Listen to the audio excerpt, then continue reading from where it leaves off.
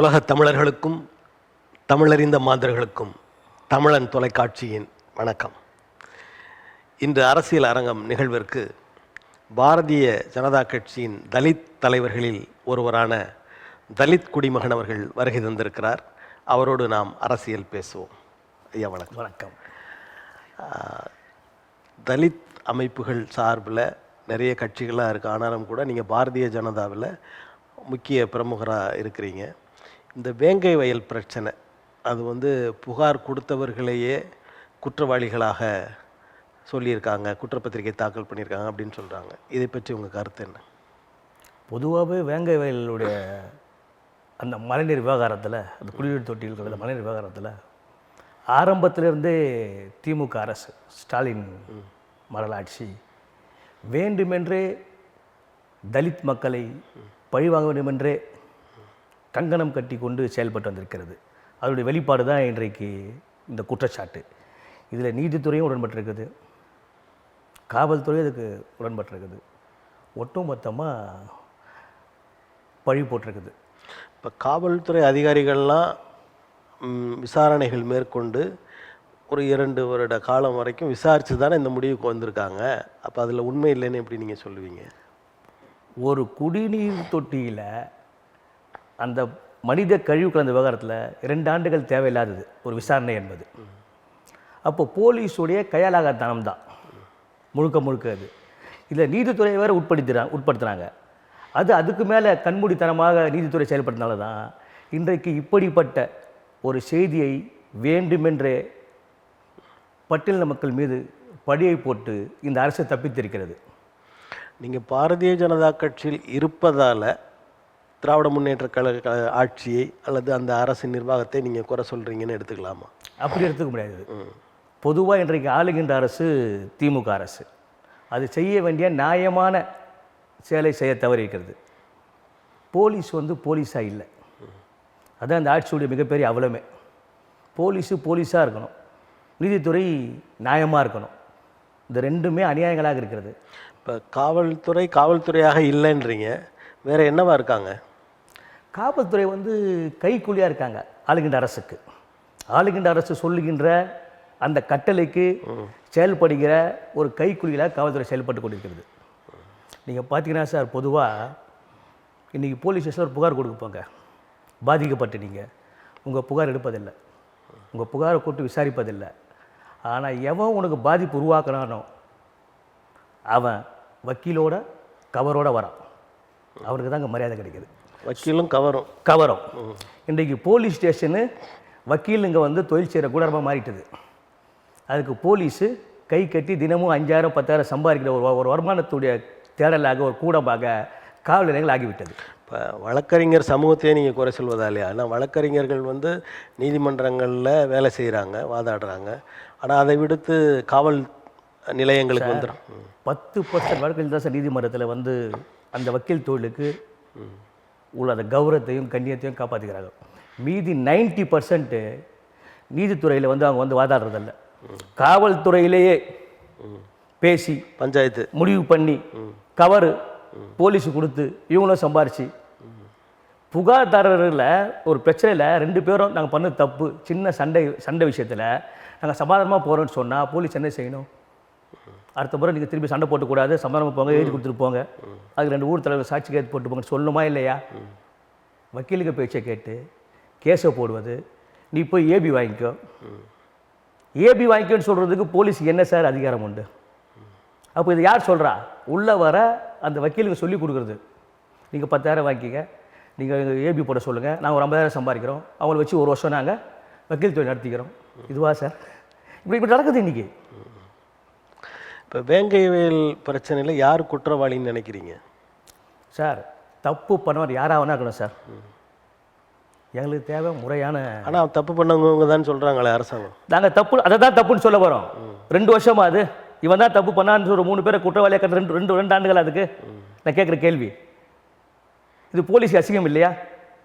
ஒரு நீதித்துறைக்கு அசிங்கம் இல்லையா? அது ஒரு நீதியரசரை போட்டாங்க, அசிங்கம் இல்லையா? இல்லை நாட்டுடைய ஆளுகின்ற ஸ்டாலினுக்கு அசிங்கம் இல்லையா? அது 2 வருஷம் கழிச்சு ஒரு 3 பேரை யார் இப்போ புகார் கொடுத்தானோ, யார் நாங்கள் பாதிக்கப்பட்டு சொன்னானோ அந்த மக்கள் மீதே திணிக்கிறது. அது தவறு இல்லையா அது? இப்போ இது தொடர்பாக எல்லாரும் பேசுகிறீங்களே தவிர தலித் அமைப்புகளும் சரி, ஆனால் பேசுகிறாங்க, ஆனால் செயல்படலை, அரசை நிர்பந்திக்கவில்லை, கூட்டணியில் இருக்கிற விடுதலை சிறுத்தைகள் கூட அதை வந்து வேகமாக எடுத்து செல்லவில்லை அப்படிலாம் சொல்கிறாங்களே. விடுதலை சிறுத்தைகள் வந்து அவங்களுடைய பங்கு செய்கிறாங்க, ஆனால் தீவிரமாக செய்ய முடியாது. அவங்களுக்குன்னு ஒரு லிமிட் இருக்குது. எங்களை போன்றவர்கள் நாங்கள் மிக தீவிரமாக செய்கிறோம். எங்களுக்கு வந்து 140 தடை போடுறாங்க. நாங்கள் வந்து வேங்கவேலுக்கு செல்ல முடியலை. இப்போது அந்த சப்ஜெக்டை பேசினா எங்கள் மீது வழக்கு போட தயாராகிறாங்க. அதை நாங்கள் பேசக்கூடாது பொது வெளியில், அந்த மக்களை போய் சந்திக்கக்கூடாது, அந்த மக்களுக்கு ஆதரவாக அங்கே இருக்கக்கூடாது, அரசை நாங்கள் கேள்வி கேட்கக்கூடாதுன்னு சொல்லிட்டு அரசு ஒரு பயங்கரவாதத்தை வந்து இந்த மக்கள் மீது ஏவுது, தலைவர்கள் மீதும் ஏவுது. இந்த வழக்கை வந்து சிபிஐக்கு மாற்றணும் அப்படின்னு சிலர் கோரிக்கை வைக்கிறாங்க. அப்படி மாற்றினால் தீர்ப்புகள் வேறு மாதிரி வருமா, இல்லை நிகழ்வுகள் விசாரணைகள் வேறு மாதிரி நடைபெறும்னு நினைக்கிறீங்களா? கண்டிப்பாக இருக்கும். சிபிஐ தானே சார் உச்சபட்சம் நம்ம நாட்டினுடைய விசாரணை அமைப்பு. அதில் நம்பிக்கை இருக்கிறது எங்களுக்கு. நாங்கள் அதை மாற்ற சொல்கிறோம். அது ஒன்றிய அரசோட கட்டுப்பாட்டில் இருக்கிறதுனால அதில் நம்பிக்கை இருக்குன்னு நீங்களே சொல்லிக்கிறதா?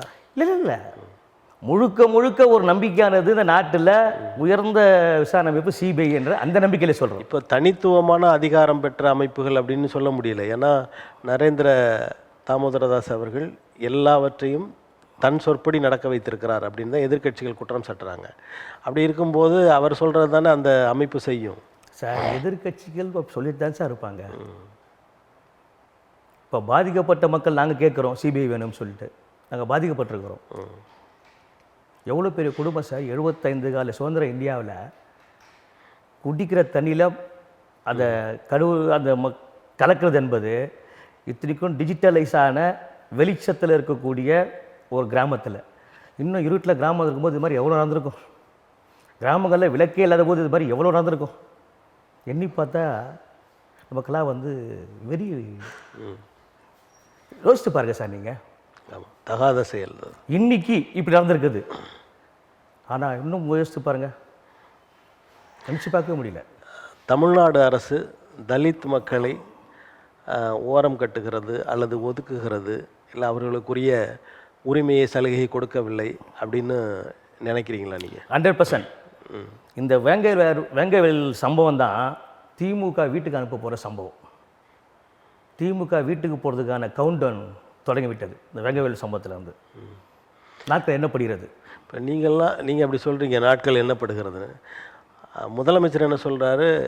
200 தொகுதிகளை வெல்வோம் அப்படின்றார். சார், அவர் சொல்லிக்கலாம் சார், அவர் சொல்லிக்கலாம். நாங்கள் தானே முடிவு பண்ணோம். ஓட்டு போடுறதுக்கு நாங்கள் தானே சொல்கிறோம் உன்னை வீட்டுக்கு அனுப்ப போகிறோன்னு சொல்லிட்டு அவர் சொல்லிக்கலாம். அது அவருடைய நம்பிக்கை. இது உங்கள் நம்பிக்கை? நம்பிக்கை மட்டும் இல்லை, எங்களுடைய எண்ணமே செயல் திட்டமே அதுதான். இது செயல்படும். திமுக வீட்டுக்கு அனுப்புறது தான். இது செயலுக்கு வருமா என்பது தேர்தலில் தெரியும். கண்டிப்பாக நீங்கள் பார்க்க தான் போகிறீங்க. இப்போ இந்த தமிழ்நாட்டு அரசியலில் விஜய் என்ற அந்த புதிய வருகை எப்படிப்பட்ட தாக்கத்தை ஏற்படுத்தும்னு நினைக்கிறீங்க?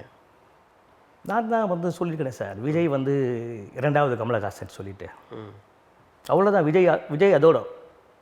ஏன்னா விஜய்க்கு ஒரு மிகப்பெரிய ஆபத்து. இப்போ என்ன ஆபத்து? இந்த ஆதவ் அர்ஜுனான்னு சொல்லி ஒருவரால் மிகப்பெரிய ஆபத்து விஜய்க்கு இருக்கிறது. அவர் ஆதவ் அர்ஜுனால் ஆபத்து அர்ஜுனா. அவர்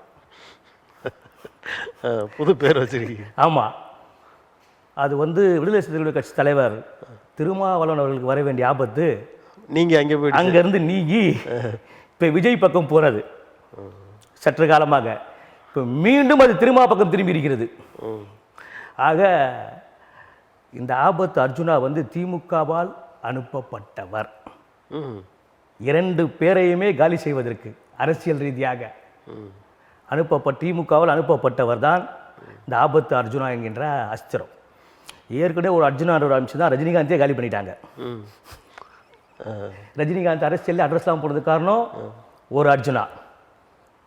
இன்னைக்கு இந்த ஆபத்து அர்ஜுனா தான் வந்து விஜய் காலி. அப்போ ரஜினி மாதிரி விஜயும் காலி ஆகிடுவார். காலி எப்படி சொல்கிறேன்னா, விஜய் வந்து ஒரு பொதுவான தலைவராக இருந்தார்.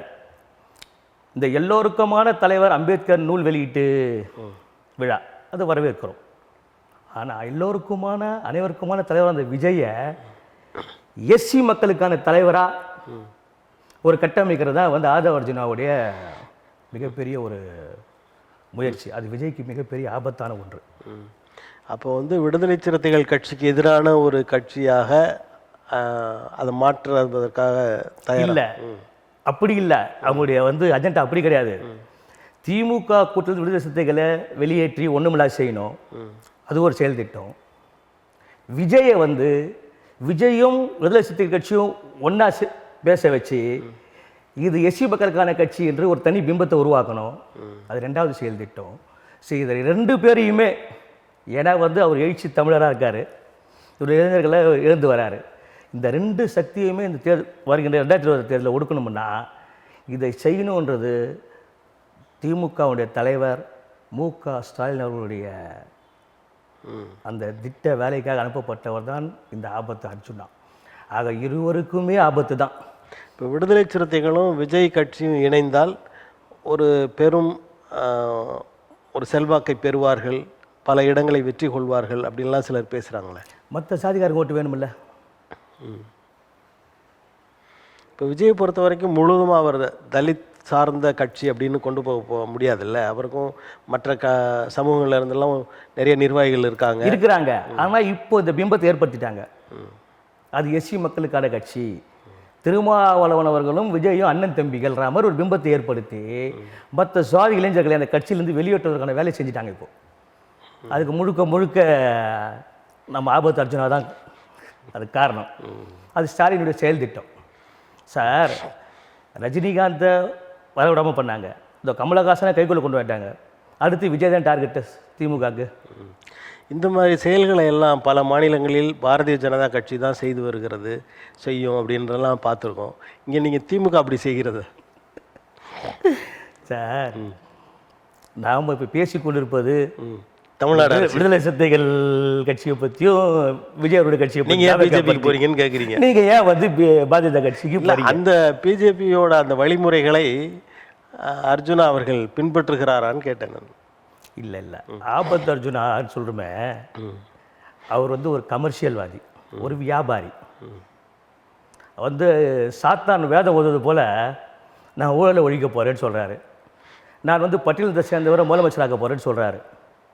பேச்சுக்கு சரியாக இருக்கலாம் மீடியாவுக்கு.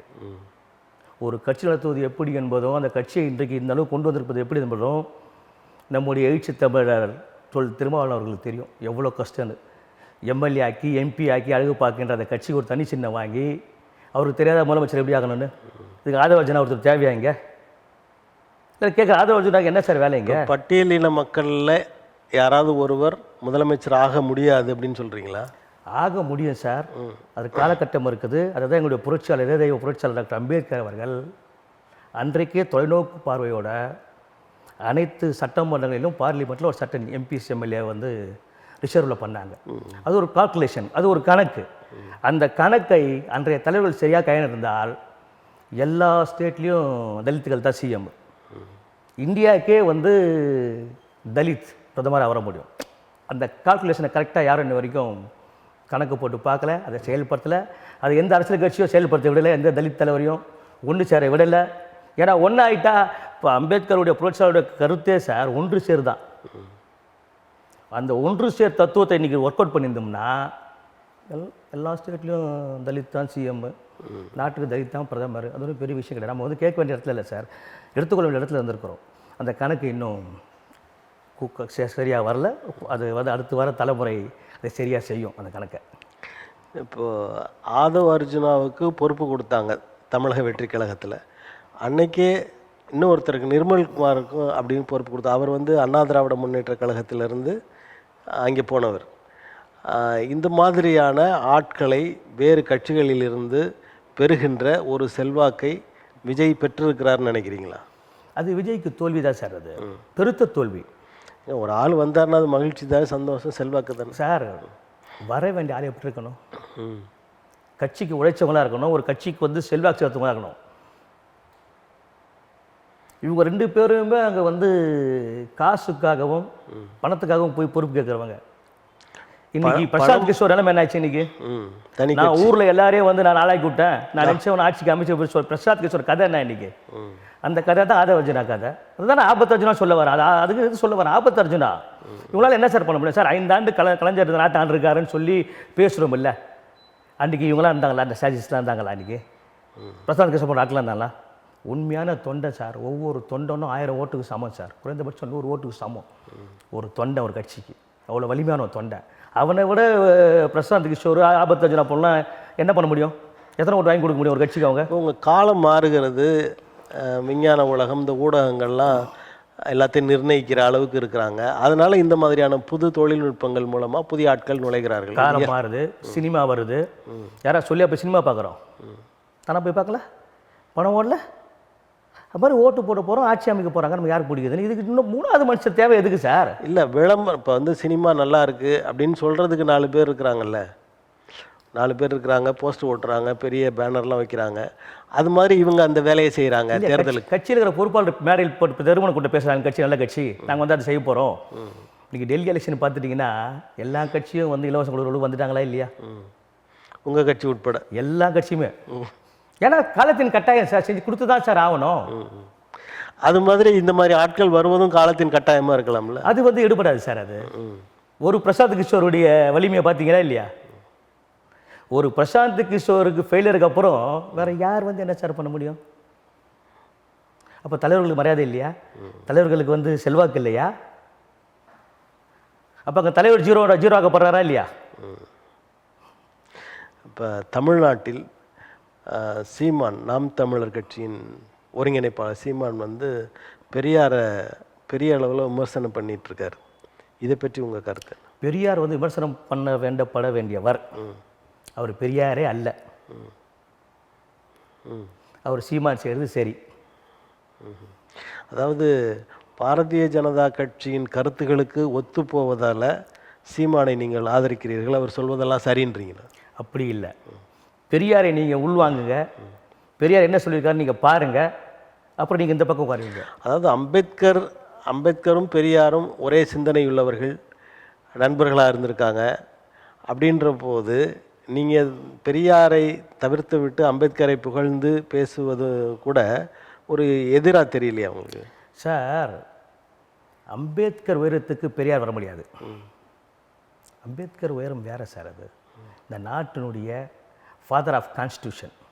அவர் உயரம் எங்கே, பெரியார் எங்கே சார்? இவர் பேரில் தான் சார் பெரியார். இவர் செயலில் வந்து சிறியவர் சார். அவர் இப்போ நீங்கள் வந்து பிஜேபி அந்த ஆர்எஸ்எஸ் சிந்தனைகளை உடையவரா அல்லது தமிழ் தேசியம் சிந்தனை உள்ளவரா? சார், என்னை பொறுத்தவரையில் தான் சார்ந்த சமூகம், அந்த சிந்தனை மட்டுமே எனக்கு 100% உண்டு. இந்த சமூகம் முன்னேறணும், இந்த சமூகம் முதலமைச்சர் ஆகணும், வகுப்பு சார்ந்து தலித் இன மக்கள், இந்த சமூகம் முதலமைச்சர் ஆகணும், இந்த சமூகம் பிரதமர் ஆகணும், இந்த சமூகத்தை சேர்ந்து உயர் பதவிக்கு வரணும், அந்த சிந்தனை மட்டும்தான். வேறு எந்த சிந்தனையுமே தலித் குடிமகன் கிடையாது. இப்போ தமிழ்நாட்டில் வந்து தலித் மக்கள் அதிகம் அப்படின்ற போது இன்னும் ஒரு பெரும்பான்மை மக்கள் கொண்ட இன்னொரு இனத்தோடு கூட்டணி வைத்து உங்களுடைய இடத்தை நீங்கள் பிடிப்பதற்கான சாத்தியக்கூறுகள் இருக்குன்னு நினைக்கிறீங்களா? நிச்சயமாக வரும் சார். இப்போ எல்லா சமூகங்களும் ஒற்றுமையாக தான் இருக்கும். இன்றைக்கி வந்து கலவரங்கள் கம்மி, ஆணவ படுகொலை தாங்க நடந்துட்டு இருக்குது, சாதி கலவரங்கள் கம்மி ஆகிட்டு போச்சு. நிச்சயமாக அந்த சூழல் உருவாகிட்டு இருக்குது. சீமான் கட்சியோடு, அதாவது சீமான் வந்து தனித்தே நின்று கொண்டிருக்கிறார். பாரதிய ஜனதா கட்சியின் தலைவர்கள்லாம் சீமானுக்கு ஆதரவாக பேச தொடங்கியிருக்காங்க. இப்போ 2026 இந்த 2 கட்சிகளும் இணைந்து கூட்டணி அமைத்து போட்டியிடுகிற வாய்ப்பு இருக்குன்னு நினைக்கிறீங்களா? நிச்சயமாக இருக்கா சார்.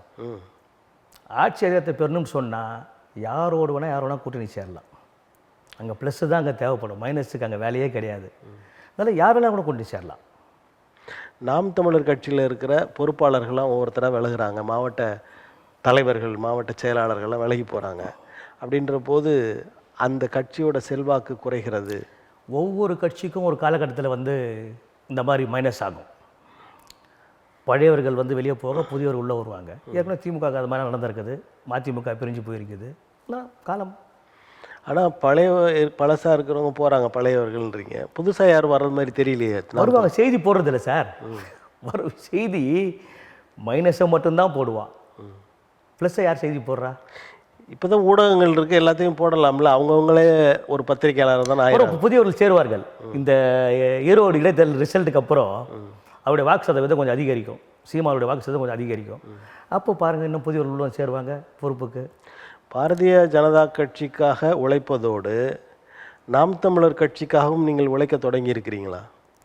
சார், எலெக்ஷன் நேரத்தில் நாங்கள் அந்த வேலையை செஞ்சானே ஆகணும். யார் இருந்தாலும், நாம் தமிழர் கட்சி மட்டுமில்லை, யார் வந்தாலும், எங்கள் கூட யார் கூட்டணி வந்தாலும் நாங்கள் அவங்களுக்கு உழைக்க தயாராக தானே இருக்கணும். இல்லை, அவர் வந்து கூட்டணியிலே இல்லை, இப்போ தனித்தனி தான் இருக்கிறார். ஆனாலும் கூட பாரதிய ஜனதா கட்சியினர் சீமானுக்கு ஆதரவாக பேசுகிறாங்களே, அதற்கான காரணம் என்னன்னு? சார், கருத்து ஒற்றுமையில் கொடுக்கின்ற ஆதரவு. அவர் பெரியாரை பற்றி பேசுகிறார், நாங்களும் பெரியாருக்கு எதிரானவர்கள், பெரியார் எங்களுக்கு வேண்டப்பட்டவர் அல்ல, நாங்கள் அவரோடு ஒத்து போகிறோம். இல்லை, தப்பு இருக்குது. இப்போ தலித் மக்கள் தான் எனக்கு முக்கியம் அப்படின்னு சொல்கிற நீங்கள், தலித் மக்களுக்காக பெரியார் பாடுபட்டிருக்கிறார், அவங்களுடைய உயர்நிலைக்காக பாடுபட்டிருக்கிறாரெல்லாம் நிறைய சான்றுகள்லாம் சொல்கிறாங்க, பேசுகிறாங்க. அப்படி இருக்கும்போது அவருக்கு எதிராக அவர் சரியானவர் அல்ல அப்படின்னு எப்படி சொல்லுவாங்க? நீங்கள் பெரியார் பெரியார் பெரியார்னு பேசிட்டு இருக்கீங்களே, நம்முடைய மாண்புமிகு முதலமைச்சர் ஸ்டாலின் பேசிட்டு இருக்கார்ல, அவங்களுடைய விளம்பரங்களை பாருங்கள். அவங்க அப்பா இப்போ ஸ்டாம்ப் சைஸ் ஆகிட்டார், கருணாநிதி எவ்வளோ ஆகிட்டாங்கன்னா ஸ்டாம்ப் சைஸ் ஆகிட்டார். அண்ணா பெரியாரும் அதில் கால்வாசி ஆகிட்டாங்க. நீங்கள் விளம்பரத்தை எடுத்து பாருங்கள். ஸ்டாலினும் அவருடைய மகன் தான் பெரிய படம். அது இதில் தெரிஞ்சுக்குவானா? அது வந்து திமுக போடுகின்ற பெரியார் வேஷன் தெரிஞ்சுக்குவானா? இல்லை, அது இயற்கை தானே. இப்போ அதாவது இயற்கை. இப்போ வாஜ்பாய் நீங்கள் எங்கே போடுறீங்க? இல்லையே, போடுறது நாங்கள் கரெக்டாக போட்டுருக்கோம். அதே எங்களுடைய விளம்பரம் கொடுக்குறேன், சாம்பிள் கொடுக்குறேன் எங்களுடைய விளம்பரத்தில். அதே ஸ்டாம்ப் சைஸ் தான் பண்ணுறீங்க. அதாவது ஏற்கனவே இருந்த தலைமுறையினர், கட்சி தலைவர்கள் அப்படி போகிறது. இப்போ நீங்கள் சொல்லிட்டு நாங்கள் ஸ்டாம்ப் சைஸ் பண்ணுறோம்ல, இப்போ நான் சொல்ல வர்றது கலைஞர் ஸ்டாம்ப் சைஸு. அதில் 2 கால்வாசியாக அண்ணாவும் பெரியார் இருக்காங்க. நீங்கள் விளம்பரம் எடுத்து பாருங்க. திமுகவில் இது ஸ்டாலினுக்கு தெரியாதா? இது கி வீரமணிக்கு தெரியாதா? ஏன்பா பெரியாரையும் அண்ணா இவ்வளோ கொச்சைப்படுத்துறீங்க? ஏன்ப்பா இவ்வளோ கம்மியாக போகிறீங்க? ஸ்டாம்ப் சைஸ் போட்டால் என்னப்பா, கலைஞரை விட பெரியாள் தான் 2 பேரும், ஏன்ப்பா போட மாட்டேன்னு கேட்கக்கூடாதா? இப்போ இறந்தவர்களை எல்லாம் ஒரே அளவாக போடணும்னு சொல்ல வரீங்களா? ஆமாம். பாரதிய ஜனதா கட்சி அண்ணா திராவிட முன்னேற்ற கழகத்தை ஒழிப்பதற்கான வேலையை செய்கிறது. அவங்க வந்து பிரிவதற்கான காரணமும் பாரதிய ஜனதா கட்சி தான் அப்படின்னு சொல்கிறாங்க. அப்படி கிடையாது. அண்ணா திமுகவில் இருக்கிற அந்த 4 பேருக்குள்ள பதவி ஆசை. அவர் முன்னாள் முதலமைச்சர் எடப்பாடி பழனிசாமி, முன்னாள் முதலமைச்சர் ஓ பன்னீர்செல்வம், அவங்க சசிகலா, டிடிவி தினகரன் போன்றவர்கள், இவங்க 4 பேருக்குள்ளே இருக்கிற யார் நம்பர் 1ன்றது தான் அங்கே சண்டை. யார் பொதுச் செயலராக அந்த கட்சிக்கு வர்றது தான் சண்டை. அவங்களுக்கே பிரிஞ்சு போன பிறகு இதில் நீங்கள் வந்து எங்களை எப்படி நீங்கள் வந்து சொல்லலாம்? இந்த மாதிரி கட்சிகளை பிரித்து அந்த கட்சியின் ஆட்களை எல்லாம் உள்ளே இழுத்து அந்த இடத்திற்கு பாரதிய ஜனதா வந்துவிடும் அப்படின்னு சொல்கிறாங்க. அது வந்து தவறான கண்ணோட்டம் சார். எந்த கட்சியுமே நீங்கள் உடைச்சி, சில மாநிலங்கள்லாம் அதுக்கு எடுத்துக்காட்டாக காமிக்கிறாங்க சார். எந்த கட்சியுமே நீங்கள் உடைச்சி, எந்த கட்சியுமே நீங்கள் வந்து உள்ளே கொண்டு வந்து அப்படி வளர்க்க முடியாது. இப்போ 2வது இடத்திற்கு, அதாவது திராவிட முன்னேற்ற கழகம், அண்ணா திராவிட முன்னேற்ற, இது மாறி மாறி முதலிடம் 2வது இடம் இருந்துகிட்டே இருக்காங்க.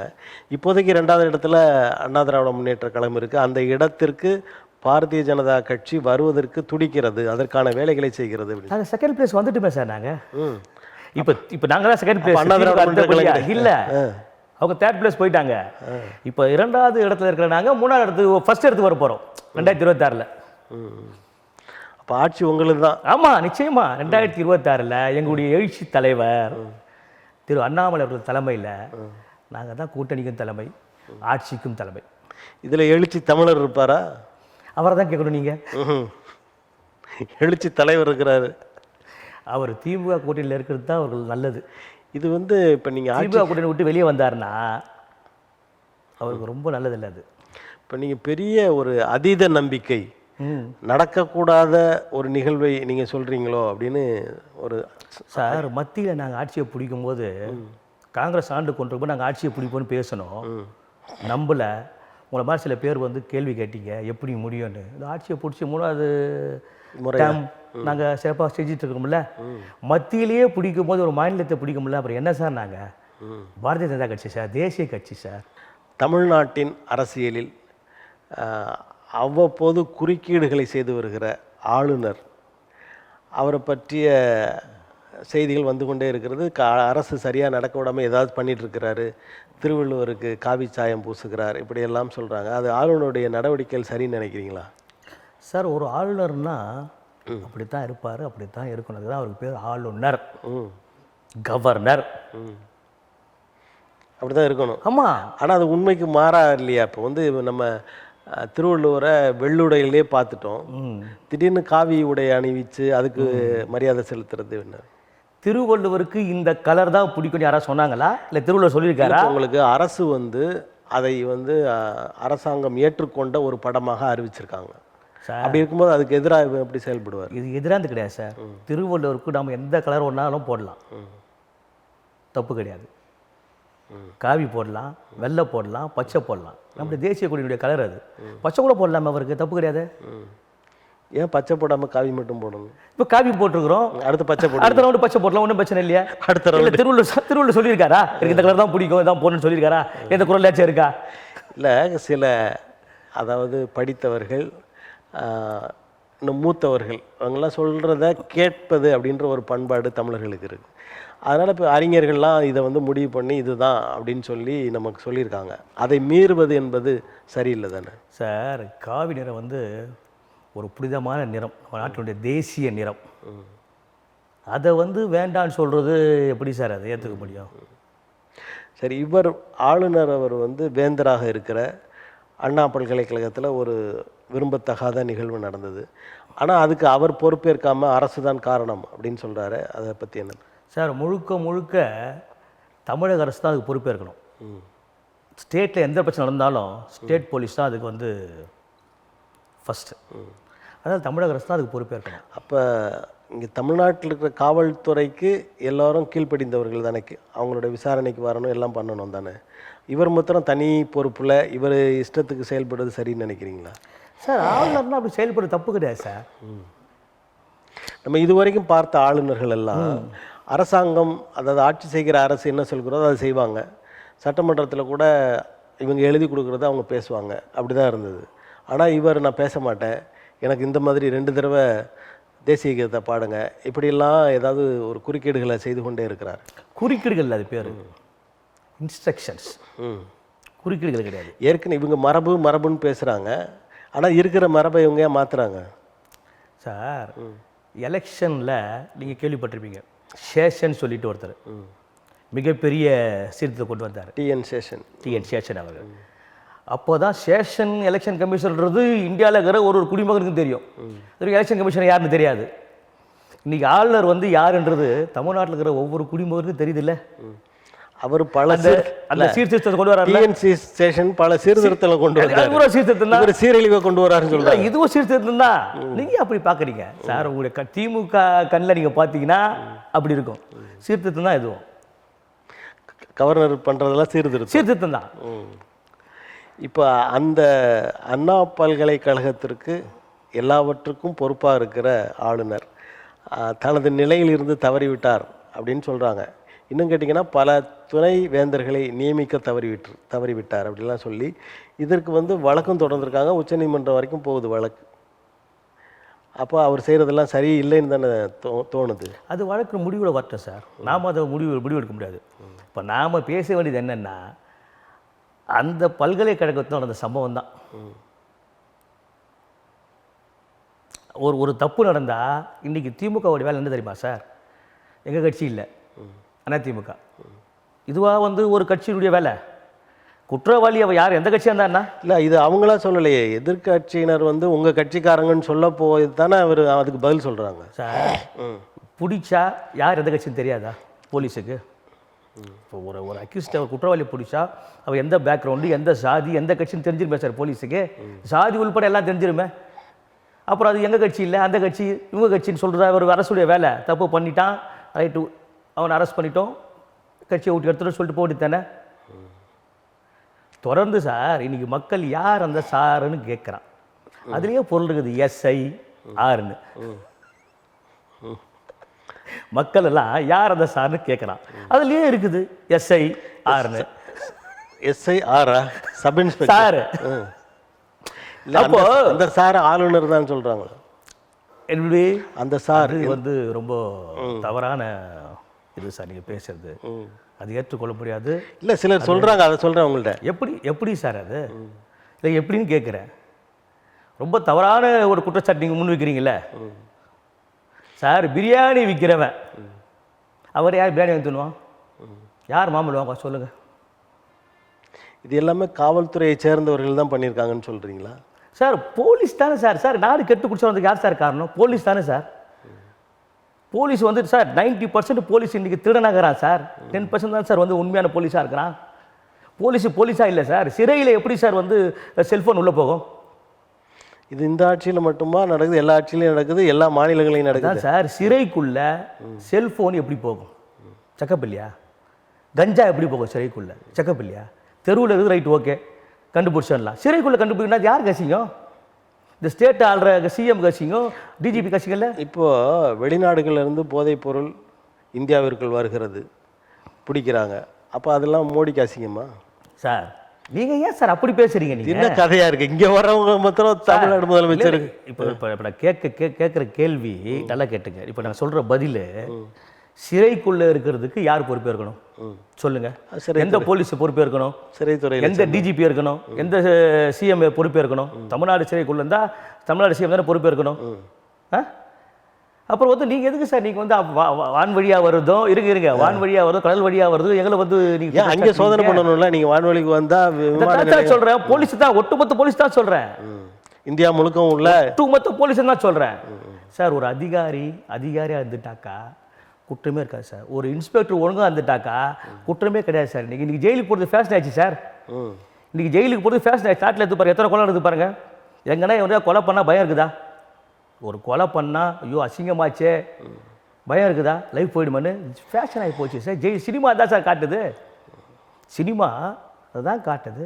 தன்னை நீ கெத்தாக வச்சுக்கணும்னா அருவா வச்சுக்கணும் கையில். 4 பேரை கொலை பண்ணியிருக்கணும்.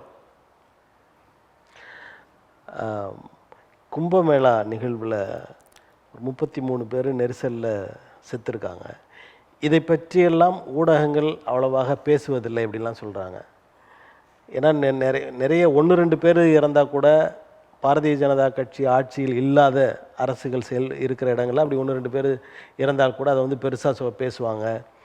மக்களுக்கு எதிரான ஆட்சி நடக்குதுலாம் சொல்லுவாங்க. ஆனால் உத்தரப்பிரதேசத்தில் பாரதிய ஜனதா கட்சி தான் ஆட்சி நடத்துகிறது. அந்த மாதிரியான எல்லா ஊடகங்களும் செய்தி வந்துச்சா? 40 கோடி பேர் போயிருக்காங்க. எல்லா ஊடகங்களும் செய்தி வந்துடுச்சு. எல்லா பத்திரிகைகளும் முன்னணி ஃப்ரண்ட்லைன் செய்தி எல்லா ஊடகங்கள்லையும் செய்தி வருது. அதுக்கான கண்டன குரல்கள் அரசை நோக்கி எதுவும் இல்லை அப்படின்றாங்க.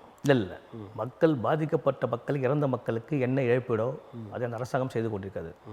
அந்த செய்திகளை தொடர்ந்து உங்களை போன்ற முன்னணி ஊடகங்கள், பத்திரிகைகள் அதை தொடர்ந்து செய்தியாக, தலைப்பு செய்தியாக ஃப்ரண்ட்லைனில் போட்டுட்ருக்குறாங்க. செய்தி வராமல் யாரும் செய்தியை வந்து அமுக்கலை. 40 கோடி பேர் போயிருக்கிறாங்க இந்தியாவில். இப்போ நீங்கள் வந்து ஈரோடு இடைத்தேர்தலில் ஏன் நிற்கலை, போட்டியிடலை? இது எங்களுக்கு ஒரு தேர்தலே இல்லை சார். இது எங்களுடைய இலக்கு 2026. நாங்கள் ஆட்சி அமைக்க போகிறோம், முதலமைச்சராக போகிறோம். இல்லை எப்படி நம்ம இருக்கிறோம், நம்ம நிலைமை எப்படி இருக்கணும் சார். எம்பியில் ப்ரூவ் பண்ணிக்கிறோம்ல, எம்பி எலெக்ஷனில் ஓட் பேங்க் ப்ரூவ் பண்ணியிருக்கிறோம்ல. இன்னும் பல கட்சிகளுக்கு கூட வரப்போதில்லை. ஓட் பேங்க் இன்னும் ப்ளஸ் ஆக போதில்லை. நிறைய பேருக்கு தூண்டில் போட்டீங்க. தூண்டில் போட வேண்டியதில்லை சார். இது எல்லோரும் எங்களை வந்து எதிர்பார்த்து எங்களுடைய எழுச்சி தலைவர் திரு அண்ணாமலை அவர்களுடைய தலைமை ஏற்றுக்குன்னு வர தயாராக இருக்கிறாங்க. உங்களோட அவங்களா வர எண்ணம் எடுக்கிறார்களா, அல்லது நீங்கள் வந்து அமலாக்கத்துறை அரசியல் அதிகாரத்தில் இருப்பவர்கள் அப்படின்ற ஒரு அச்சத்தை ஏற்படுத்தி அவங்கள புள்ள பிடிச்சிருக்கிறீங்களா? அப்படியெல்லாம் யாரும் எடுக்க வேண்டிய அவசியம் கிடையாது சார். வரவங்கெல்லாம் தலைவருங்க, எல்லோரும் விஷயம் தெரிஞ்சவங்க. தொண்டர்களாக வந்து கண்ணு முண்டு வர்றதுக்கு தலைவர்கள். அவள் எல்லாத்துலேயும் ஒரு கணக்கு இருக்குது. தலைவர்கள் தானே நிறைய அந்த அதாவது தவறான செயல்பாடுகள் இறங்கி ஊழல் பண்ணியிருக்காங்க, இல்லை நிறைய சொத்து சேர்த்துருக்காங்க அப்படின்ற நிலையில் தலைவர்கள் தான் இருக்கிறாங்க, சாதாரண மனிதர்கள் இருக்கிறதில்ல. அவர்களை மிரட்டுவது தான் எளிதான வழி பாரதிய ஜனதாவுக்கு. யாரையும் மிரட்ட வேண்டியது சார். அன்பாக அவங்களே வராங்க சார். அன்பான அழைப்பு சார். அது எலெக்ஷன் என்பது ஒரு அன்பான அழைப்பு. அது அவங்களுக்கு அதில் வந்து தேவை இருக்குது. இப்போ மகாராஷ்டிரா மாநிலத்துல எல்லாம் ஒருத்தரை அவர் வந்து ஊழலில் நிறைய ஊழல் பண்ணியிருக்காரு, 1000 கோடிக்கு மேலே. ஆனால் பாரதிய ஜனதாவில் சேர்ந்த பிறகு அவருடைய அந்த வழக்குகள்லாம் தள்ளுபடி ஆகின்றன அப்படின்லாம் செய்திகள் இருக்குது. அப்படின்ற போது பாரதிய ஜனதா கட்சி எங்கள்கிட்ட வாங்க, இல்லைன்னா உங்களை தண்டனைக்குள்ளாக்குவோம், எங்கள்கிட்ட வந்துட்டிங்கன்னா உங்கள் வழக்குகள்லாம் இல்லைன்னு மாற்றிடுவோம் அப்படின்னு தான் சொல்கிறாங்க. இல்லை, அப்படி கிடையாது. அவங்களாம் வந்து சேர்றாங்க உள்ள, சம்பாதிச்சப்பட நம்ம கட்சிக்கு செலவு பண்ணணும். அது நமக்கு சரியான கட்சி பாரதிய ஜனதா கட்சின்னு வந்து செலவு பண்ணுறாங்க, சேர்றாங்க. கட்சிக்கு ஒரு யூஸ்ஃபுல்லாக இருக்கிறாங்க. அதை நீங்கள் தப்பாக பார்க்குறீங்க? இப்போ இந்திய ஒன்றிய அரசு நிதிநிலை அறிக்கை தாக்கல் பண்ணியிருக்காங்க. அதில் தமிழ்நாட்டிற்கு, இன்னும் கேரளாவிற்கு, கர்நாடகாவிற்கெல்லாம் சரியான ஒதுக்கீடுகள் செய்யவில்லை, நிதியை தரவில்லை அப்படின்லாம் பேசுகிறாங்க. ஆனால் ஆந்திராவுக்கு கொடுக்குறாங்க, பீகார் கொடுக்குறாங்க அப்படின்னு சொல்லி. இதையே அப்படி ஒரு மாற்றாந்தாய் மனப்பான்மையுடன் எந்த பிரதமரும் செய்யாத ஒரு மிகப்பெரிய சாதனை இந்த நிதிநிலை அறிக்கையில் தான் வெளிவந்திருக்குது. என்ன சாதனை? ஆமாம் சார், 12 லட்சம் வரைக்கும் வருஷத்துக்கு வருமான வரி இல்லை விலக்கு. இது ஒரு மிகப்பெரிய ப்ளஸ் பாயிண்ட் இல்லையா? அது இதை விட வேறு என்ன வேணும்? அதே மாதிரி உள்நாட்டு தயாரிப்பு பொருட்களுக்கு வரி விலக்கு. அதுக்கு என்ன சொல்கிறாரு இப்போ ப. சிதம்பரம் என்ன சொல்கிறாருன்னா, இந்த வருமான வரி கட்டுக்கிறவர்கள் கொஞ்சம் பேர் தான், 2 கோடியாக என்னமோ சொல்கிறாங்க. ஆனால் சாதாரண ஏழை எளிய மக்கள் பயன்படுத்துகிற பெட்ரோல் டீசல் அதை குறைச்சிங்கன்னா எத்தனையோ 100 கோடி மக்கள் அதில் பயன்பெறுவாங்க. நீங்கள் ஒரு சாதாரண கொஞ்சம் பேருக்கு மட்டும்தான் பயன்பெறுகிற மாதிரி உங்கள் திட்டங்கள் இருக்குது அப்படின்னு சொல்கிறார். சிதம்பரம் பேச்செல்லாம் ஒரு பேச்சா சார்? எக்கனாமிக் பெரிய ஒரு பொருளாதார குற்றவாளி சார். அவர் நிதிநிலை எக்கனாமிக் அஃபண்டர் சார். அவரெல்லாம் அந்த நாட்டோட நிதியமைச்சர் வந்து அசிங்கம் சார். சிதம்பரம் எல்லாம் அந்த நாட்டோட நிதியமைச்சர் இருந்தது பெரிய அசிங்கம். அவர் காலத்தில் தமிழ்நாட்டுக்கே அசிங்கம். இல்லை, அவர் காலத்தில் இந்திய அரசு நல்ல நிலைமையில் இருந்தெல்லாம் சொல்கிறாங்க. அப்போ ஏன் சார் ஜெயிலுக்கு போகிறார் அவர்? ஏன் சார் சிறைக்கு போகிறார் அவர்? திகாரில் ஏன் சார் இருக்கார் அவர்? அப்படிப்பட்ட அறிவாளிகளை வெளியில் வைத்திருந்தால் நமக்கு பிரச்சனை வந்துடும். பாரதிய ஜனதா கட்சி உள்ள தூக்கி வச்சிருக்கு. பணத்துக்கு வந்து ஒரு ஏழை ஆசைப்படலாம். பிறக்கும் போதே செல்வாக்கில் பிறந்த சிதம்பரம் குடும்பத்துக்கு இது அசிங்கம் இல்லையா? காங்கிரஸ் பேருக்கு இது அசிங்கம் இல்லையா? இப்போ ஏழை குடும்பத்தில் பிறந்த நரேந்திர மோடி அவர்கள் அதுக்கு ஆசைப்பட்டு நிறைய சேர்த்துருக்காருன்னு சொல்கிறீங்களா? இல்லையே சார், அவர் சேர்க்கலாம், அது சரியானதுன்னு சொல்றீங்க. பிரதமருக்கு குடும்பம் கிடையாது, இந்த மக்கள் தான், இந்த தேசம் தான் பிரதமர் குடும்பம். ஆனால் வாரிசா அதானியை வச்சிருக்காராமே. இல்லை சார், நீங்கள் ஏன் சார் டைவர்ட் ஆகுறீங்க? சிதம்பரம் இந்த நாட்டுக்கு ஒரு பெரிய அவமானம். சிதம்பரம் ஒரு நிதி அமைச்சர், இந்தியாவோட நிதி அமைச்சர், பொருளாதார அஃபென்ஸில் நீங்கள் உண்மைக்கு மாறான கருத்தை சொல்கிறீங்கன்னு நிறைய பேர் உங்கள் மேலே வழக்கு போட போகிறாங்க. அப்படிங்களா? ஜெயிலுக்கு போயிருக்கார் சார் அவர். சார் ஒரு அமைச்சர் ஜெயிலுக்கு போனால் அந்த சமூகத்துக்கு அசிங்கம், நாட்டுக்கு அசிங்கம் இல்லையா? அப்படி போனால் கூட குற்றம் நிரூபிக்கப்படவில்லை அப்படின்ற போது அவங்க நிரபராதின்னு வரும்போது அதை வந்து சரின்னு தானே ஏற்றுக்கணும். ஆமாம் சார், வரட்டும் சார். ஆனால் தவறு இல்லையா? சிதம்பரம் செஞ்சது தவறு இல்லையா? ஒரு நம்பர் 2 இருக்கக்கூடிய ஒருத்தர் இந்த தேசத்துக்கு எவ்வளோ பேர் அவமானம் சார். அது நீதிமன்றம் தானே முடிவு பண்ணணும். ஆமாம் சார். இப்போ நாங்களாம் ஒரு குடிமகனா, இந்த தேசத்தோட குடிமகனா, நம்முடைய நிதி அமைச்சர் என்னையா அவருக்கு எதுக்கியா பணம், அவருக்கு எதுக்கியா காசு, அவர் எதுக்கே அது மாதிரி போகிறாரு? இது ஒரு கேள்வி எழுதா இல்லையா? அவர் ஒரு செல்வ செழிப்பில் பிறந்த ஒரு சீமான். அந்த சமூகம் ஒரு வங்கி வச்சுருந்த ஒரு சமூகம். இது எவ்வளோ பேர் அசிங்கம். இது இந்த நாட்டுக்கு மட்டும் அசிங்கம் இல்லை, எவ்வளோ வெளிநாட்டில் இருக்கிறவங்க என்ன சார் சொல்கிறான்? உலக நாடுகள் என்ன ஒரு நாட்டோட நிதி அமைச்சர் எக்கனாமிக்கல் அஃபண்டரா? இல்லை, இப்போ நரேந்திரதாஸ் அவர்களோட நண்பர் அதானி அவர்கள் ஊழலில் ஈடுபட்டார், அமெரிக்க மக்களுக்கு கையூட்டு கொடுத்தார், இங்கே உள்ள மக்கள் கையீடு கொடுத்தார் அப்படிலாம் சொல்கிறாங்க. ஆமாம், அது அசிங்கம் இல்லையா? அவரோட நரேந்திர மோடி அவருடைய நண்பர் தானே சார். ஒரு தொழிலதிபர் தப்பு பண்ணுறது வந்து இயல்பு, அது வந்து வாடிக்கை, வணிகம், இயல்பு வாடிக்கை. இல்லை அவர் இல்லை தப்பு பண்ண யாராவது தண்டனை அனுபவிச்சு ஆகணும். அது அதானியாக இருக்கட்டும், அது அம்பானி ஆகட்டும். அதானி தப்பு பண்ணவர்கள் யாராக இருந்தாலும் தண்டனை அனுபவிச்சு ஆகணும். அது அம்பானி ஆகட்டும், அதானி ஆகட்டும், அது பிரச்சனை இல்லை. நான் பேச வர்றது சிதம்பரத்தை பற்றி.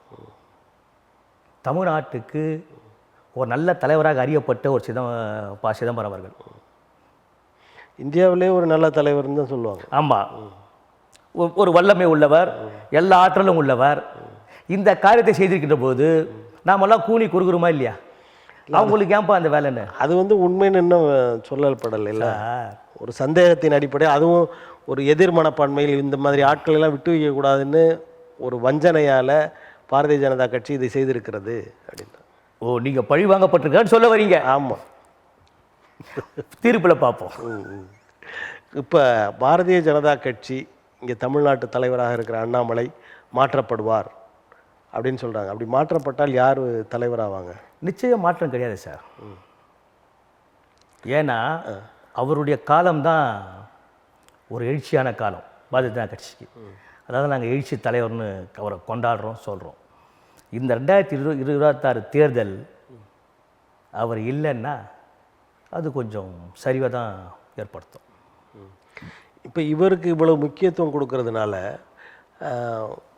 முக்கியமான தலைவர்கள் மிக நீண்ட காலமாக அந்த கட்சியில் இருந்தவங்க, பொன் ராதாகிருஷ்ணன் போன்றவர்கள், தமிழிசை போன்றவர்களுக்கெல்லாம் இவர் மேலே ஒரு வெறுப்பு வந்துடாதா? நமக்கு கிடைத்த இல்லாத தலைவர் பதவி அவருக்கு வந்துருச்சுன்னு சார் நினைக்க அவங்க ஏற்கனவே தலைவராக இருந்துட்டாங்க. சீனியர் மோஸ்ட் லீடர்ஸ் அவங்க மினிஸ்டராகவும் இருந்துட்டாங்க, எல்லாரும் தலைவராக இருந்துட்டாங்க, கவர்னராக இருந்துட்டாங்க. இன்றைக்கி இளம் தலைவர் அவர், கொஞ்சம் கட்சி கொஞ்சம் எழுச்சியாக வழிநடத்துறாரு. இவரும் வந்து ஒரு அடுத்த 3 ஆண்டுகளுக்கு பிறகு இவரும் மாற்றப்படுவார் தானே, இவருக்கும் மாற்றம் உண்டு தானே. இவர் பர்மனெண்ட் நிரந்தர தலைவர் கிடையாது இல்லையா? நமக்கு தேவை 2026 அண்ணாமலை அவர்கள் தலைமையில் தேர்தல் சந்திப்பது என்பது தான் நமக்கு இப்போ தேவையானது. பாரதிய ஜனதா கட்சியினுடைய செயல் திட்டம் அதுதான். அதுக்கு அடுத்த எலெக்ஷனுக்கு அப்புறம் அடுத்த தேர்தலுக்கு வேறு இன்னொரு தலைவர் இருப்பார் இல்லையா? தேசிய கட்சியை பொறுத்தவரை 3 ஆண்டுகள் ஒரு தலைவர் சார். அவங்க சிறப்பாக செயல்பட்டால் எக்ஸ்ட்ரா ஒரு 3 ஆண்டுகள். இப்போ சிறப்பாக செயல்படுகிறார். சிறப்பான செயல்பாடு சார். 3வது முறையும் வந்துடுவார். 2 ஆண்டு தான், 3வது முறை வர முடியாது. பிரதமர் பதவி வேணாலும் 3 முறை 4 முறை 5 முறை இருக்கும் பாஜக கட்சியில். அதாவது ஒரு குறிப்பிட்ட வயது ஆகிவிட்டால் அவர்கள் அந்த பிரதமர் பதவிக்கு வர முடியாதெல்லாம் சொன்னாங்க. இப்போ அதெல்லாம் கேன்சல் ஆகிப்போச்சு. இல்லை, வரும் சார், நிச்சயமாக வரும். 4வது முறையும் பிஜேபி தான் வந்து பிரதமர் பதவியில் இருக்கும். பாரதிய ஜனதா கட்சி தான் இந்தியாவை ஆளும். 5வது முறை நாங்கள் தான் ஆளுவோம் தொடர்ந்து. இப்போ 2100 வரைக்கும் நீங்கள் தான்? இல்லை 2047 வரைக்கும் நாங்கள் தான், அது உறுதி. சரி 2047 வரைக்கும் நாங்கள் தான் இந்த நாட்டினுடைய பாரதிய ஜனதா கட்சியுடைய தலைவர்கள் தான் நாட்டுடைய பிரதமர். ஆனால் நரேந்திரதாஸ் மோடி இல்லை, பாரதிய ஜனதா கட்சி. அது கட்சி முடிவு எடுக்கும், அது கட்சியுடைய முடிவு. அது இந்த அளவிற்கு நீங்கள் வந்து ஒரு இதை உறுதியை வச்சுருக்கீங்களே. ஆனால் மக்கள் எல்லாம் நடக்கிற ஆட்சியை கண்டு வெறுக்கிறார்கள்.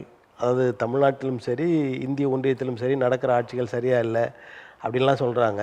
அப்படி இருந்தும் நீங்கள் உங்களுக்கு அந்த உறுதி எப்படி கிடைக்குது சார்? நீங்கள் வந்து தவறான ஒரு கணிப்பை வெளியிடுறீங்க. நாங்கள் நல்லா ஆட்சி செய்தால்தான் 3வது முறை ஆட்சி அமைக்கக்கூடிய வாய்ப்பை வந்து மக்கள் கொடுத்துருக்குறாங்க மத்தியில். இப்போ இந்த திட்டங்கள்லாம் பார்த்தீங்கன்னா அடுத்த 4வது முறையும் நாங்கள் தான் இருக்கிற திட்டங்கள்லாம் நீங்கள் பார்த்தீங்கன்னு வச்சுங்க, அடுத்து நாங்கள் தான். இப்போ தலித் அவங்க பேர்லேயே அந்த தலித் குடிமகன் அப்படின்னு வச்சுருக்கீங்க. ஆனால் பாரதிய ஜனதா கட்சி தலித் மக்களுக்கு எதிரானது அப்படின்ற செய்தி தான் இந்தியா முழுக்க இருக்குது. அப்படின்ற போது நீங்கள் அந்த கட்சியிலேயே ஒரு நிர்வாகியாக இருப்பதற்கான காரணம் என்ன சார்? எல்லா கட்சியிலும் சொல்லப்படுகின்ற வழக்கமான ஒரு பேச்சு இது. எங்களை பொறுத்தவரை திரு அண்ணாமலை அவர்கள் என்னை பாரதிய ஜனதா கட்சிக்கு நீங்கள் வர வேண்டும் என்று அழைப்பு விடுத்தார். எங்களால் அந்த கட்சியில் இருக்க வேண்டும் என்று சொன்னார். அடிப்படையில் அவரோடு சேர்ந்து நாங்கள் இருந்து பணியாற்றிக் கொண்டிருக்கின்றோம். எல்லா கட்சியிலும் தலித்துகளுக்கு வாய்ப்புகள் கொடுக்கப்படுகிறது, சில நேரங்களில் மறுக்கப்படுகிறது. அது இயல்பான ஒன்று தான். ஒட்டுமொத்தமாக நாங்கள்லாம் ஓர் அணியில் நிற்கின்ற பொழுது தலித்துகள் வலிமை பெறுவார்கள். அன்றைக்கு எங்களுடைய புரட்சியாளர் தெய்வம் டாக்டர் அம்பேத்கர் நினைத்த அந்த ஒன்று சேர்ந்த தத்துவ அடிப்படையில் எல்லா மாநிலங்களும் நாங்களும் முதல்வராக இருப்போம், இந்த நாட்டில் நாங்களும் பிரதமராக வருவோம். இப்போ ஏற்கனவே இருந்த குடியரசுத் தலைவர் ராம்நாத் கோவிந்த் ஒரு கோயிலுக்குள்ளே போக விடாமல் வெளியில் நிறுத்தி வச்சாங்க. இப்போ இருக்கிற பழங்குடியினத்தை சேர்ந்த குடியரசுத் தலைவர் நாடாளுமன்ற திறப்பு விழாவிற்கே வரக்கூடாது, அவங்கள அழைப்பு கொடுக்காமல் இருந்தாங்க. இப்படியெல்லாம் ஓரங்கட்டுகிற வேலையை செய்கிற பாரதிய ஜனதா கட்சி, தலித்து மக்களை ஓரம் கட்டுகிற பாரதிய ஜனதா கட்சிக்கு நீங்கள் எப்படி வக்காலத்து வாங்குறீங்க? 75 ஆண்டுகளுக்கு மேலே சுதந்திர இந்தியாவில் 5 ஆண்டு எஸ்சி பிரசிடென்ட் ஆஃப் இந்தியா, அடுத்த 5 ஆண்டு எஸ்டி ஜனாதிபதி பிரசிடென்ட் ஆஃப் இந்தியா. இது வரைக்கும் எந்த கட்சியுமே இந்த இந்தியாவில். ஏன் உங்களுக்கு முன்னாடி காங்கிரஸ் கேஆர் நாராயணன் வச்சுருந்தாங்களே? ஒரு முறை தான் சார், அடுத்து எஸ்டியை கொண்டு வரலையே அவங்க.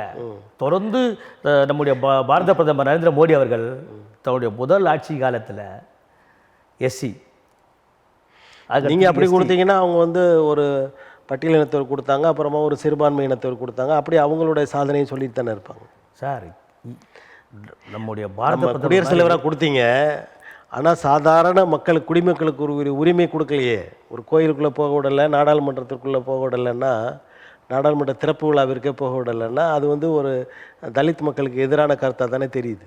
சரி, எல்லாமே வந்து நம்ம தலித் மக்களுக்கு எதிராக சொல்ல முடியாது சார். நம்ம நீங்கள் வந்து எது எடுத்தாலும் தலித் மக்களுக்கு எதிராக சொல்ல முடியாது. ஒரு விஷயத்தில் ஒரு புரோட்டோக்கால் இருக்கும். ம் ம் இப்போ அது இல்லாமல் அமித்ஷா அவர்கள் சொன்னார், அது கூட கடந்த காலங்களில் பெரும் பிரச்சனையாச்சு.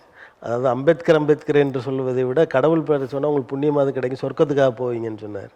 அப்போ அதெல்லாம் தலித் மக்களை இழிவுபடுத்துவது தானே அது? சார் அது வந்து இழிவுபடுத்த எடுத்துக்கொள்ள முடியாது சார். இழிவுபடுத்துவது வேறு, அது அப்படிலாம் எடுத்துக்க முடியாது. அவர் ஒன்றும் அம்பேத்கரை இழிவுபடுத்தலை, அம்பேத்கரை குறைச்சி மதிப்பிடலை. அவருக்கு வந்து அம்பேத்கரை விட கடவுள் மேலே அவர் நினைக்கிறார் அமித்ஷா. அமித்ஷாக்கு அப்படி நினைக்கும் போது, ஏன்னா அவங்க கடவுள் வழிபாட்டில் இருக்கிறவங்க. சரி, அப்படி நினைக்கிற போது நீங்கள் அம்பேத்கரை கடவுளாக நினைக்கிற மக்கள் தலித் மக்கள் இருக்காங்கல்ல, அவங்க மனம் புண்படாதா? சார் இன்னைக்கு வந்து சில இடங்களில் மிக கீழ்த்தரமாக அம்பேத்கர் சிலைகளை உடைப்பதும் அதை வந்து அசிங்கப்படுத்துவதும் செயல்பாடு நடந்து கொண்டு தான் இருக்குது. அந்த அளவுக்கு ஒன்றும் இதை வந்து நாங்கள் பெருசாக பார்க்கல. அமித்ஷா சொன்னதை அது வந்து ஒரு பெரிய விஷயம். அவர் ஒரு மேற்கு பேசுகின்ற போது பேச்சு வழக்கில் அவர் சொல்லிட்டார். இப்போ தமிழ்நாடு உட்பட சில இடங்கள்லாம் பார்த்தீங்கன்னா அம்பேத்கர் சிலையை வந்து மிக பாதுகாப்பாக கம்பி வேலி அமைத்து பூட்டு போட்டுலாம் வச்சுருக்காங்களே, இதெல்லாம் எப்போ மாறும்னு நினைக்கிறீங்க? பல முறை நாங்கள் வந்து அதுக்கு மனு கொடுத்துருக்குறோம், பெட்டிஷன் கொடுத்துக்கிறோம். பல முறை தொடர்ந்து அதிமுக அரசையும் திமுக அரசையும் தொடர்ந்து வலியுறுத்தி நாங்கள் வந்து போராடி வந்திருக்கிறோம். ஆனால் வந்து இன்ன வரைக்கும் அந்த கூண்டுகள் அகற்றலை. இப்போ திமுகவோ அதிமுகவோ நேரடியாக இந்த மாதிரி சிலை அசிங்கப்படுத்துவது, சிலையை உடைப்பது போன்ற செயல்பாடுகளில் ஈடுபடுறதில்லை. ஆனால் பாரதிய ஜனதா கட்சி அல்லது சங் பரிவார் அமைப்புகள் இந்த வேலைகள்லாம் செய்கிறாங்க, நிறைய இடங்களில் பார்க்குறோம். அது உங்களுக்கு தவறாக படலையா? சார் சிலைகளை அவமதிப்பது வந்து ஒரு கட்சி செய்கிற வேலை இல்லை. அது வந்து சில இடங்களில் இருக்கிற மென்டல் தன்மை கொண்ட சிலர் செய்கின்ற வேலைகளுக்கு கட்சிகளின் பேர் வந்து அதை வந்து பொறுப்பாகாது கட்சி. ஆமாம். இப்போ நீங்கள் பார்த்தீங்கன்னா திமுக கொடியை போட்டு ஈசிஆரில் காரில் போயிருந்துக்கிறான். அவன் கேட்டால் நான் டோலில் காசு கொடுக்காம போகிறதுக்காக கொடியை யூஸ் பண்ணுன்னு. ஆனால் பேர் யார் கட்ட பேர் வந்துடுச்சு? திமுகவுக்கு வந்துச்சு. இது போன்றது. அதுக்கப்புறம் அடுத்த கட்ட விசாரணையில் அவங்க அதிமுக பின்புலத்தை சேர்ந்தவர்கள் சொல்கிறாங்க. அதுதான் இந்த ரெண்டு கட்சிக்கு வேலையே குற்றம் பண்ணணும், குற்றவாளி அடையாளப்படுத்துதில்ல. உன் கட்சியா என் கட்சியான்னு பார்க்க தான் வேலையே. அது போல இப்போ இவங்க ரெண்டு பேரும் அடிச்சுக்கிட்டும் நம்ம இந்த பக்கம் வேற வேலையை பார்க்கலான்னு சொல்லி பாரதிய ஜனதா கட்சி அந்த வேலைகள் காவி பூசுவதெல்லாம் பண்ணுறாங்க. பெரியாரோட சிலை கூட காவி பூசினதெல்லாம் கேள்விப்பட்டோம். அதெல்லாம் பெரியார் வந்து எனக்கு காவி பிடிக்காதுன்னு சொன்னாரா? இல்லை வந்து இந்த கலர் தான் பிடிக்கும், இல்லை இந்த கலர் தான் பிடிக்கும். அவர் உயிரோட இருந்தால் சொல்லியிருப்பாரு. அவர் உயிரோட இருந்தால் எழுதி வச்சு சார் எத்தனையோ புக் எழுதிருக்காரு. இந்த உயிரெலாம் எனக்கு எந்த உணவு பிடிக்கணும் உயிர் எழுதி வைக்கணுமா? அதான் சார் பெரியார் எத்தனை நூல்கள் எழுதியிருக்காரு. எனக்கு இந்த கலர் பிடிக்கும், இந்த உணவு பிடிக்கும், இது பிடிக்கும், இது பிடிக்காது. அதை திருள் எழுதி மொத்தமாகவே சமத்துவமற்ற சமத்துவத்தை ஏற்காத மக்கள் எனக்கு பிடிக்காதுன்னு சொல்லியிருக்காரு. சனாதனத்தை வலியுறுத்துகிறவர்களை பிடிக்காதுன்னு சொல்லியிருக்காரு. அதுலேருந்தே தெரிஞ்சுக்கணும்ல அவருடைய நிலைப்பாடு என்னன்னு. சார் சாதி மனிதனை சாக்கடையாக்கும், மதம் மனிதனை மிருகமாக்குன்னு எழுதியிருக்காரு. வரிகள் சரிதான், அதே வரிகள் தான் இன்னைக்கு வைரமுத்து எழுதுறாரு. பெரியாரோட வரிகள் சரி, ஆனால் பெரியார் சரியில்லைன்னு சொல்கிறீங்க. இப்படி கிடையாது சார். எழுத்து வேற, பேச்சு வேற, செயல்பாடு வேற. சிலர் சொல்லுவாங்க உள்ளத்தில் இருக்கிறதானே வெளியில் வரும், அதை தானே எழுதுவாங்கன்னு சொல்லுவாங்கல்ல. அப்போ உள்ளத்தில் அந்த அந்த நல்ல உள்ளம் வேறு உடம்பு வேறு சார். உள்ளம் வேறு உடம்பு வேறு. இன்னைக்கு அவர் தவறாக எழுதியதை பற்றி தான் இன்னைக்கு வந்து எல்லாம் பேசுகிறாங்க, பரப்புரை பண்ணுறாங்க. பெரியார் இப்படி எழுதிட்டாரு, பெரியார் இப்படி நடந்துக்கிறாரு, தவறாக எழுதினார் இல்லை தவறாக புரிந்து கொண்டவர்கள் சொல்லிட்டாருன்னு இப்படி இப்போ பேசப்படுது. இதை வந்து மக்கள் ஒரு முடிவுக்கு வருவாங்க சார். இப்போ வந்து மக்கள் வந்து எல்லோரும் வந்து பெரியார் அப்படி என்ன தான் சொல்லிட்டாரு, அது புக்ஸ் எடு வாங்கு, ஓஹோ சொல்லிட்டாரா, ஓ தப்பாக சொல்லியிருக்காரு அப்படின்னு.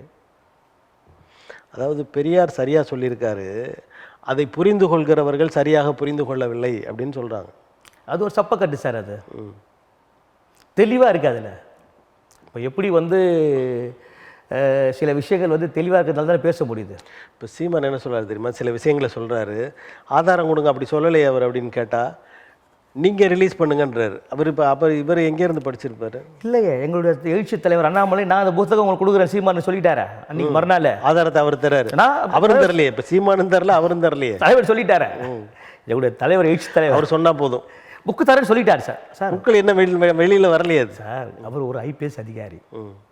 அவர் வந்து ஒரு பேசுகிறாரு, ஒரு செயலை செய்கிறாருன்னா நன்கு யோசித்தா அதை செய்வார். ஏன்னா நாளைக்கு வந்து அதை டிஃபெண்ட் பண்ணி ஆகணும், டிஃபர்மேஷன் வரும்போது.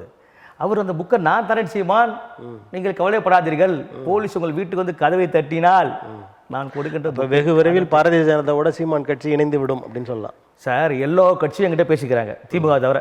சரி, வாழ்த்துக்கள். இவ்வளோ நேரம் உங்களது கருத்துக்களை தமிழன் தொலைக்காட்சி வாயிலாக தந்தமைக்கு எங்களுக்கு நன்றி. ரொம்ப நன்றி.